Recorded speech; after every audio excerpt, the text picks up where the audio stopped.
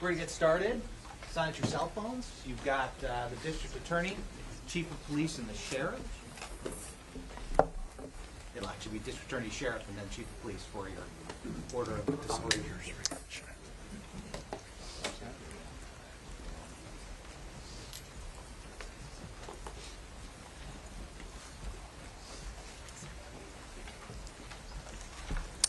Well, thank you very much for coming today. I will be joined, my name is Nathan Hockman. I'm the District Attorney of Los Angeles County. You'll hear after myself from Sheriff Robert Luna of the Los Angeles County Sheriff's Department, and then Jim McDonald, the Chief of the Los Angeles Police Department. Before I announce the charges, the state charges that have been brought that are tied to these immigration protests, let me first put an overview about the charges. The complaints and the information you will hear about the charges today are not evidence. Evidence has to be presented in a court of law. An individual is presumed innocent until and unless they are proved guilty in that court of law beyond a reasonable doubt. So the discussion of the charges today is just that. It's a discussion of charges and not ultimately, or it does not ultimately constitute evidence of the crimes that will be presented in a court of law. So I first want to start out with a thank you. On behalf of the District Attorney's Office, I want to thank the hundreds of law enforcement officers from the LAPD, from the Los Angeles Sheriff's Department, from their related law enforcement agencies that have come to Los Angeles to help out in this situation. It is not a situation, certainly, that law enforcement intended to actually have happen. Both the District Attorney's Office, the LAPD, the LA Sheriff's Department, and local law enforcement do not participate in federal civil immigration enforcement. I want to make that crystal clear. We were not alerted ahead of time that this was going to happen. We were not involved in the participation of it or the staging of it. We are not involved at all with respect to federal civil immigration enforcement. What happened, though, is that though the law enforcement has done its absolute best to protect individuals who wanted legitimately to protest, to use their First Amendment rights of speech, to peacefully assemble. And when I say law enforcement has worked incredibly hard, they have worked overtime to make sure that people who want to engage in this legitimate protest have the opportunity to do so. The District Attorney's Office equally will fiercely protect people's rights to peacefully assemble and peacefully engage in First Amendment protected speech. However, when that speech crosses over from protected speech into illegal conduct, the people who engage in that illegal conduct will be prosecuted. They will first be arrested, they will be prosecuted, and they will be punished to the full extent of the law. We have said this repeatedly. We've said this as a warning to people who are thinking about conducting these illegal acts, pretending that they are engaged in protests, but at the moment they engage in the illegal acts, they are no longer legitimate First Amendment protesters. They are criminals, and they will be prosecuted as criminals. If people want to hurl insults, we will protect that. If people want to engage in crimes, we will prosecute them. So hurling bricks, hurling cinder blocks, hurling fireworks will not be tolerated in this county, now or ever.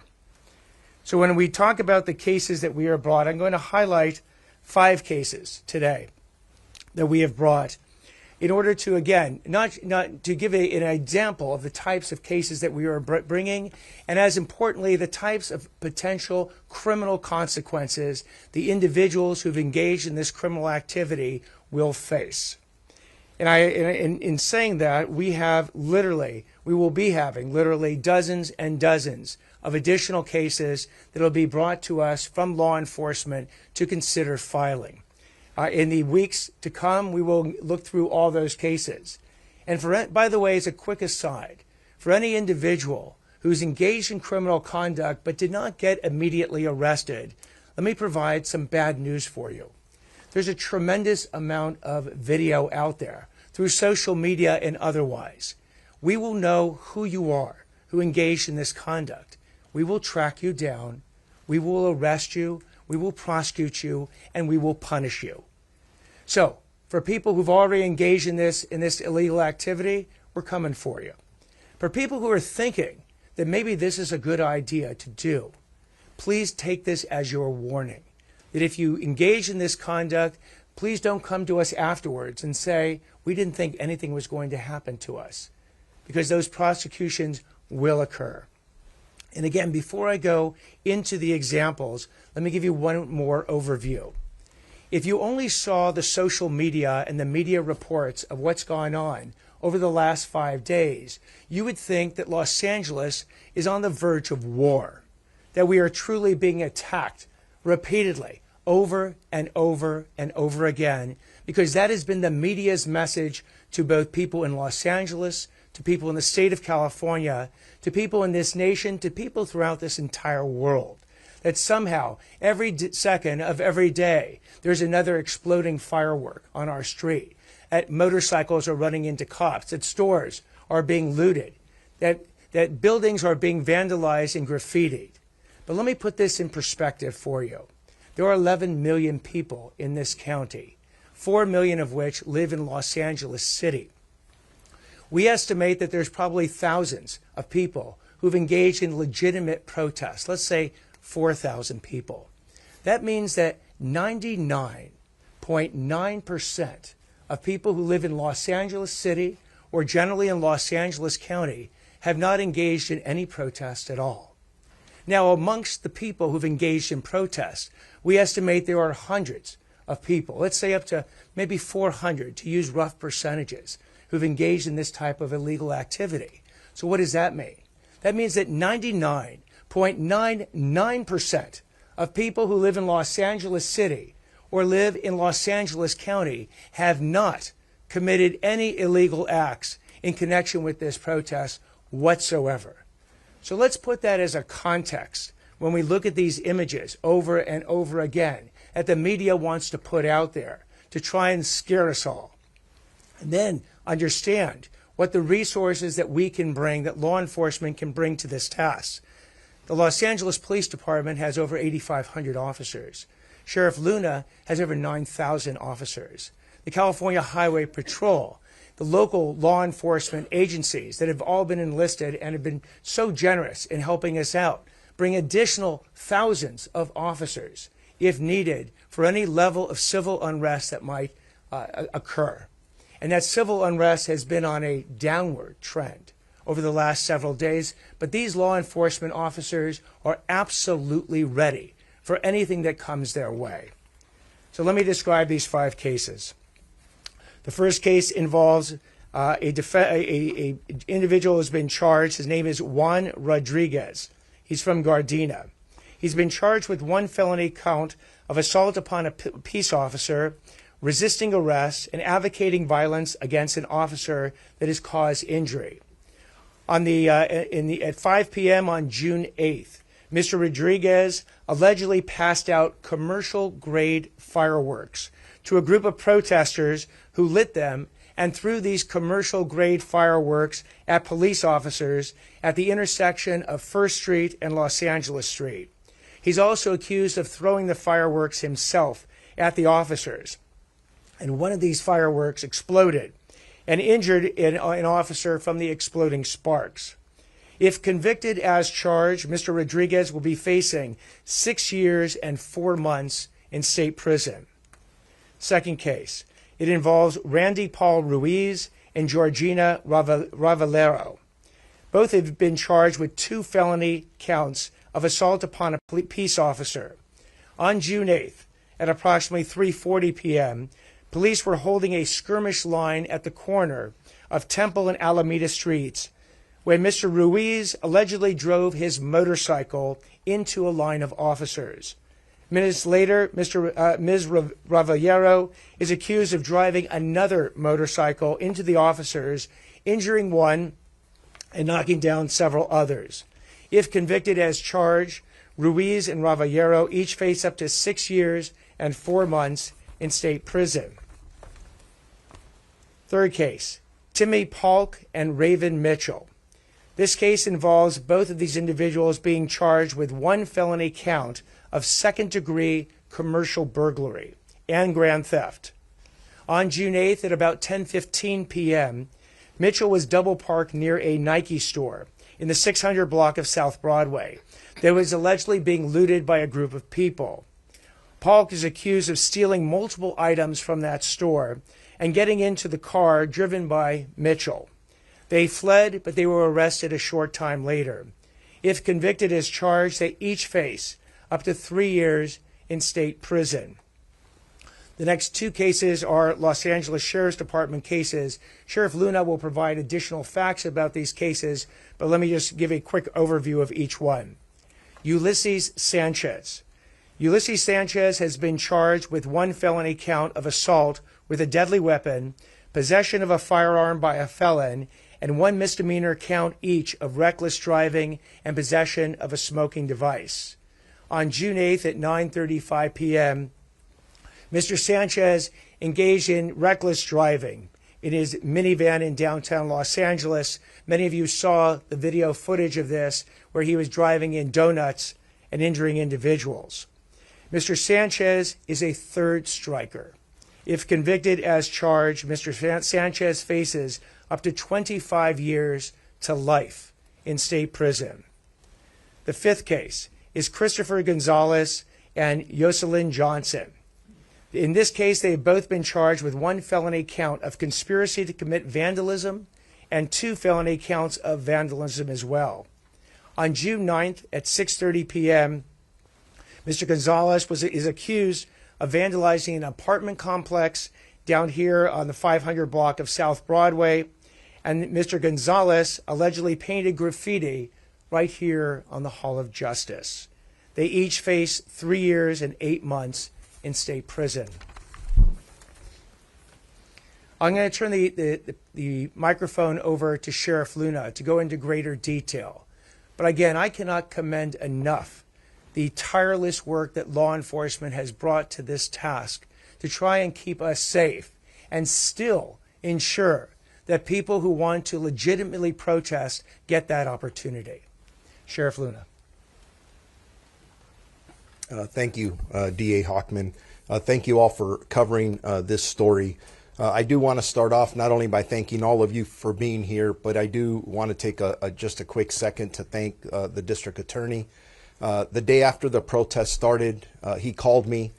He told me he was assigning a special prosecutor to deal with violence against our deputy sheriffs or any other related police officers. And I really appreciate that, because just for a quick second, if you could think of the mindset of our employees having to leave their families and coming to work, to know that they're going to be in the middle of some of that isolated chaos that you've seen. It is good to know that when they are being violently attacked, whether it's with rocks, bottles, Molotov cocktails, pyrotechnics, pepper spray, I could go on, that they know that the individuals that we're going to focus on them, and we have a district attorney who's going to bring forward charges. And just really quick, I received the same call from the U.S. attorney here in Los Angeles, and I think all of you saw something earlier today where he is doing the same thing with federal charges. So I just say that, and Mr. Hochman said it perfectly and articulated it very well. There's a big distinction between individuals that protest and demonstrate to violent, destructive, basically anarchists. I mean, just creating that chaos. What we're talking about are the individuals who don't care about the issue at hand, because we will facilitate all peaceful First Amendment activity. But when you have people that are out here to commit acts of violence against our deputy sheriffs or police officers, or they're destroying our city, we're going to stop it. You see it, it's frustrating, and as the days have gone on, arrests are climbing, and now the prosecutions are taking place. And just this warning, because if you didn't get caught the last couple of nights, there's a lot of evidence out there, and you're probably going to get detectives or others knocking on your door and arresting you and bringing you in for either committing all these acts that we've talked about. So just a little bit on some of the cases. On Saturday during civil arrest in Paramount, a local gas station was burglarized, looted on Alondra Boulevard. After the unlawful assembly concluded, Compton deputies responded to the gas station to secure the location and take the reports of the burglaries that had occurred. While at the location, an individual shouted at them and threw 2 full cans of beer in their direction. And I don't think it was to say thank you. It was for the opposite reason. The deputies ordered him to leave. However, he refused and threw a 3rd full can of beer at our deputies. Based on the suspect's assaultive actions, deputies used less lethal force, specifically a 40-millimeter baton launcher, striking the suspect. The deputies were able to immediately handcuff the suspect without any further incident. The suspect, 20-year-old Eduardo Cervantes, a resident of Linwood, was arrested for assault with a deadly weapon on a police officer. He was released on his own recognizance yesterday at the Compton court. Separately, 2 suspects arrested for felony vandalism here at the Hall of Justice. On Monday, deputies were driving in the 200 block of Temple Street near the Hall of Justice when they observed an act of vandalism in progress.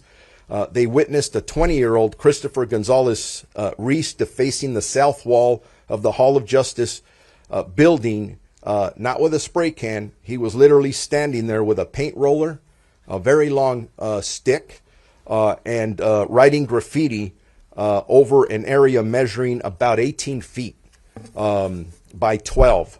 The suspect was using beige paint, and the content of the graffiti included profanity directed at a federal agency. The same suspect was previously identified as the same individual who was observed committing a similar act of vandalism on the south wall of a building located in the 500 block of North Broadway. In both occurrences, a second suspect identified as 40-year-old Jocelyn Johnson appeared to act as a lookout and was observed video recording the acts of vandalism. Following the second incident, deputies contacted both suspects and took them into custody. A search of their vehicle led to the discovery of large buckets of paint and a 10-foot extension pole believed to have been used in the commission of these crimes that were described. Both suspects were arrested and booked on felony vandalism charges. Just as I wrap up and before I turn it over to my partner, Chief Jim McDonald, I just want to reiterate, we will facilitate the peaceful protest, and thank God 99% of them are taking place in this one square mile area here in the city of Los Angeles, and then when you saw in Paramount and Compton on Saturday. We are going to do everything we can to protect our employees when they're being attacked. So if you come to demonstrate, that's great. If you come to throw things at us, attack our employees, you're going to get arrested, maybe not that day, but later, and you're going to get prosecuted. And not only may you serve significant time in jail, but there's going to be fines behind that. So with that, I'm going to turn it over to Chief McDonald, and I'll be available for questions after he has completed his portion. Thank you, Sheriff Luna, and thank you all. Good afternoon. And again, you'll hear some common themes here, certainly. I want to start by expressing my sincere gratitude to all of our officers and deputies on the lines for their professionalism and dedication. They've been asked to work long hours in dangerous and unpredictable conditions, and I'm grateful and proud of their resilience. I also want to thank our dedicated partners from local, state, and federal agencies for ongoing partnership and unwavering support during these challenging times. The Los Angeles Police Department recognizes and supports the right to peaceful protest, but when individuals choose to weaponize that right, by assaulting peace officers, endangering lives, or committing crimes under the cover of a crowd that is no longer a protest, that is a crime and it won't be tolerated. 3 individuals have been charged with felony assault on our officers, including the use of fireworks and motorcycles to cause harm. These were deliberate attacks. Acts that injured officers who were simply doing their job out there to protect the public. Let's not forget our officers face uncertain and often dangerous situations every day, and their risk to their lives has been even greater over these last few days. I've watched Molotov cocktails and fireworks shot mortars being launched out of tubes at our officers. They're encountering routinely M-type fireworks and commercial-grade fireworks, which in the state of California are considered explosives, and they can kill. Our officers should never have to face targeted violence while standing on a line to protect others. I want to thank the district attorney for pursuing felony charges in these cases. It sends a strong and important message. If you assault a peace officer in this city or this county, you will be held accountable. Additionally, I'm also pleased that there are charges related to looting and vandalism, crimes that took advantage of the unrest to target businesses and city property. In one case, a retail store was burglarized and tens of thousands of dollars in merchandise were stolen. In another, graffiti was sprayed onto a historic public building while an accomplice stood watch. These crimes don't advance any cause or further any message. What they do is harm to our communities, our small businesses, and our civic institutions. The LAPD will continue to investigate all incidents thoroughly and work with our partners in the DA's office to bring every offender to justice. We remain committed to protecting First Amendment rights, restoring peace, and holding criminals accountable. I want to thank our officers, our partners, and this community for their resilience and cooperation throughout this event. Thank you. And before we start with questions, I also want to thank the two members of my office that have worked around the clock to bring these charges. Alva Lynn, who's our head deputy of our charge evaluation division, and Deputy District Attorney Michael Blake of our Crimes Against Police Officers Division. Now we'll take questions. Yes? So earlier today, Major General Sherman said that National Guard members have detained some people. They've already done this and then immediately turned them over to law enforcement. Can you share a little bit about which law enforcement they went to, how many detained? We're still working out a lot of the communication and coordination with the Army, who is in charge of the Marines as well. So I don't think whether Chief McDonald or I have heard specifically about that. I'm almost positive, but there is some guessing in this, that when he's talking about law enforcement, he's talking about federal law enforcement. Because one of their missions, from what has been described to us, is other than protecting federal facilities, they are protecting federal employees or federal law enforcement. So they're going to be going out together from our limited understanding thus far, and I think that's exactly what he's talking about. Thank you. I understand most of the people arrested are not facing the serious types of felonies that you're describing. They're probably going to be referred to the city attorney for less serious failure to whatever those allegations would be. In recent history in Southern California, hundreds of people have been arrested on those allegations and protests, and then the city has made the decision not to prosecute any of them. And I'm curious if you're going to take a different position or what your thoughts are about that as it relates to the people arrested in the last few days. So you are correct that there are certain crimes committed, misdemeanor crimes committed here in Los Angeles City that would be the jurisdiction of the city attorney's office. I have spoken to the city attorney, Heidi Feldstein Soto. She takes these crimes very seriously. I don't want to speak for her ahead of time as to the types of charges she's going to bring on these various violations.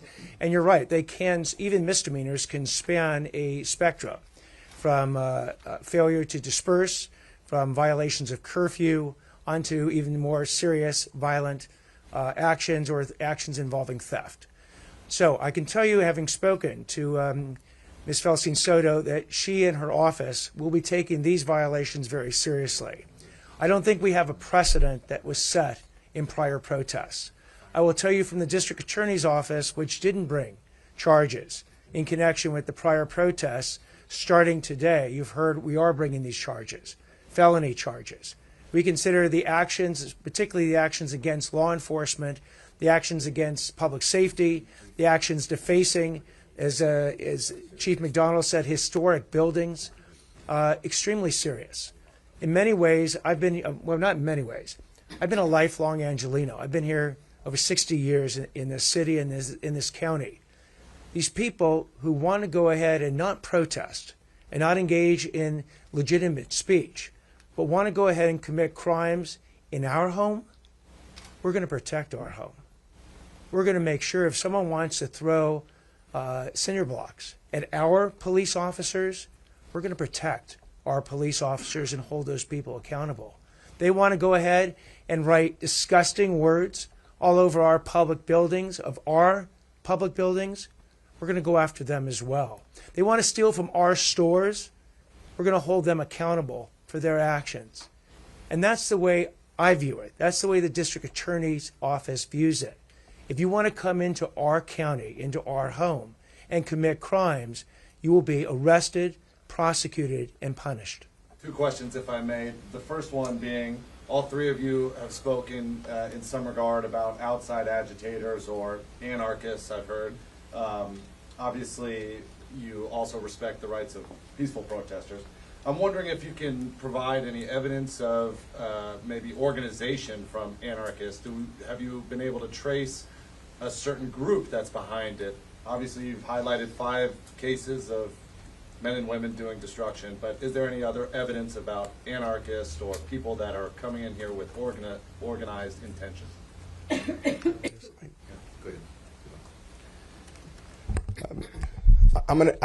I'm limited in what I can respond to that, only because there's ongoing cases, but I can assure you that all of us up here are looking to see if there is a conspiracy of some kind, organization.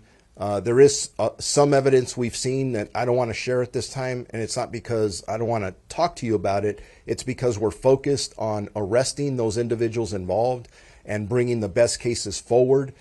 Some of them may be to the district attorney, but highly likely to the U.S. attorney, where we're working with some of our federal partners to look at that angle of exactly what you're asking for. Then a quick follow-up for the chief. And this is coming from somebody who's been here for several days and have watched how your law enforcement officers have conducted themselves and have used less lethal rounds, from my perspective, only after being agitated by other people throwing things.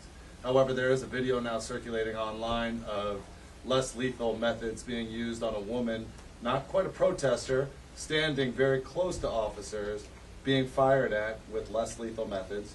Also a caveat that we do see these police officers give her multiple warnings, but I'm wondering if you can comment on the use of those methods at such a close distance as someone that did not seem to be posing much of a threat.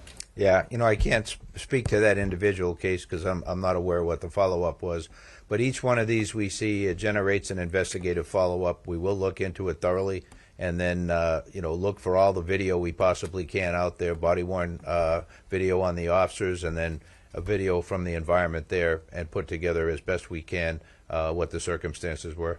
Perhaps then you could speak to people out there who may not understand that a warning's a warning, or Yeah. that maybe officers would take that step. Yeah, thank you for that. The bottom line is, once we give a dispersal order, it's because things have gotten out of hand and we're trying to restore order, and you are ordered to leave that area, and the officers are going to clear that area. And some of the tactics used involve less lethal munitions, and certainly while they're way more accurate than they were in years past, certainly there's also times where they potentially hit a target that was not the intended target. So if you're in the environment and you're told to leave, please leave, because for your own safety and the safety of everyone around you. Chief, do you know what's going on in Boyle Heights? I just saw a video when I was leaving my office to get over here. There was a white car and then 2 silver cars. I think it was an SUV and a silver truck. Came up, caught off the white car, and 2 people hopped out. I mean, they looked, like they were, I couldn't tell if they were feds or local officers. Right. And then they detained that driver. Any idea what's... Yeah, I've heard about that too. I haven't been able to find out more about it at this time. I know that Hollenbeck units were dispatched to that, so once we free up here, we'll figure out what was going on out there more. Chief, and just to kind of follow up on that question, just trying to understand, does that mean that you guys have begun use of force reviews on some of these incidents? Oh yeah, whenever anything happens of significance, we start looking at it right away, try and capture all the video we can, any other evidence we can right away. We're going to take a couple more questions. There's one particular question I wanted to ask. There was an arrest of Luz Aguilar. I believe she's an aide to one of our council members. I was wondering if there was any information regarding that arrest, if there were any charges that were posted for her and her sister, Antonia Aguilar. Was it when you talked about? No. Yeah, no, I'll have to follow up with you to see what those, if there were charges filed or not on that one. Maybe if the sheriff could just clarify what he had said earlier to the question about the National Guard now being given authorization to detain people. How would it work then, I suppose, and it sounded like from the previous answer you were saying they're only really there to detain those that are causing harm to federal officers, but I don't know, how would a handoff work to local law enforcement if the National Guard was to detain, say, a protester? Let me clarify that. What's been communicated to me thus far, and we are asking for more specific communication from the Army, which the National Guard is falling under them now, along with the Marines, is that they've expressed to us that they have their mission is split up into 3 areas. That it is to protect federal functions, to protect federal facilities, and to protect federal personnel. And as far as I know, and again, we are all in meetings trying to increase our communication and coordination with them, so we're still asking for specific clarification. My understanding at this point is that they do not have the powers to arrest or detain. So if they are out in the field, they may be there, but they're working in conjunction with federal authorities. It could be ICE, Border Patrol. There's a whole host of acronym federal agencies that they're working with. But again, not knowing that specific incident, that's where communication and coordination is critical. Sheriff, do you know, are the Marines here? I've been hearing since Sunday they've been on their way. And what are we, Wednesday? I would be guessing if I try to answer that. Again, I'm just going to leave it at this. We are doing everything we can. I know Chief McDonald and I and our staffs are doing everything we can to improve our communication with the Army, so we would know those specific questions. And they were just activated, I think, what was it, Sunday? So there's a lot going on behind the scenes. And first of all, I just tell you, I've never served in the military. I have nothing but respect for people in the military, whether they're soldiers in the National Guard or Marines. They are our soldiers. So we're doing our best to put them and ourselves, and primarily our community, in a position so that we succeed together moving forward. Because frankly, we're all in an extremely difficult situation right now that none of us have ever been involved in, including the military. Thank you. Thank you. Assistant District Attorney Maria Ramirez is going to give us some remarks in Spanish. I will briefly summarize the DA's statements in Spanish, and then any questions in Spanish can be directed at the individual agencies afterwards. Estamos aquí hoy para anunciar los cargos que ha presentado mi oficina en relación con las protestas migratorias que han ocurrido en los últimos días. Primero, queremos agradecer a los cientos de oficiales y diputados de agencias de todo el sur de California que han protegido nuestras calles y mantenido a Los Ángeles seguro. No importa la hora, día o noche, estos oficiales y diputados se han puesto en peligro al ser llamados para garantizar que las protestas fueran ordenadas y pacíficas. Desafortunadamente, eso no siempre sucede y deben ser elogiados por su trabajo. Aunque las leyes de inmigración están bajo la jurisdicción federal y no dentro de la autoridad de nuestra oficina, reconocemos el impacto real y profundo que estas operaciones tienen en la confianza entre las comunidades de inmigrantes y la policía local. Todos en nuestro condado, sin importar dónde hayan nacido, merecen sentirse seguros al informar un crimen, solicitar ayuda si son víctimas de un crimen o participar en el sistema de justicia sin miedo a represalias o separación de sus seres queridos. Esta oficina apoya el derecho a protestar pacíficamente y la libertad de expresión, pero si ponen en riesgo la vida de los oficiales, dañan propiedad pública o participan en actos de violencia bajo el pretexto de la protesta, los haremos responsables. A partir de hoy, nuestra oficina ha presentado casos contra más de docenas de personas en relación con las protestas migratorias. En estos casos se encuentran contra, primero, Juan Rodríguez, está acusado de un cargo de delito grave de asalto a un oficial de paz, resistencia al arresto y promoción a la violencia contra un oficial causando lesiones. Randy Paul Ruiz y Georgina Ravellero están ambos acusados de 2 delitos graves de asalto a un oficial de paz. Ulises Sánchez enfrenta un cargo de delito grave de asalto con arma mortal, posesión de una arma de fuego por un delincuente y un cargo menor de conducción imprudente y posesión de un dispositivo de fumar. Christopher González y Jocelyn Johnson han sido acusados de un cargo de delito grave por conspiración para cometer vandalismo y 2 cargos de vandalismo. Timmy Polk y Raven Mitchell enfrentan un cargo de delito grave cada uno por robo comercial en segundo grado y un robo a gran escala. Hemos referido 3 casos a la oficina de la fiscal de la ciudad de Los Ángeles para consideración de presentación de delitos menores. Quiero recordar a todos, aunque ha habido número de arrestos, no todos esos casos se presentarán a nuestra oficina. Algunos casos serán presentados a la Oficina de Fiscal de los Estados Unidos y a la Oficina de Fiscal de la Ciudad de Los Ángeles.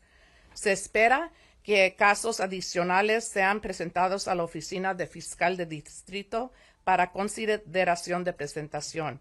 En algunos casos, las personas que fueron arrestadas han sido citadas y liberadas. Esos casos aún no se han presentado. Muchas gracias. Thank you, everybody.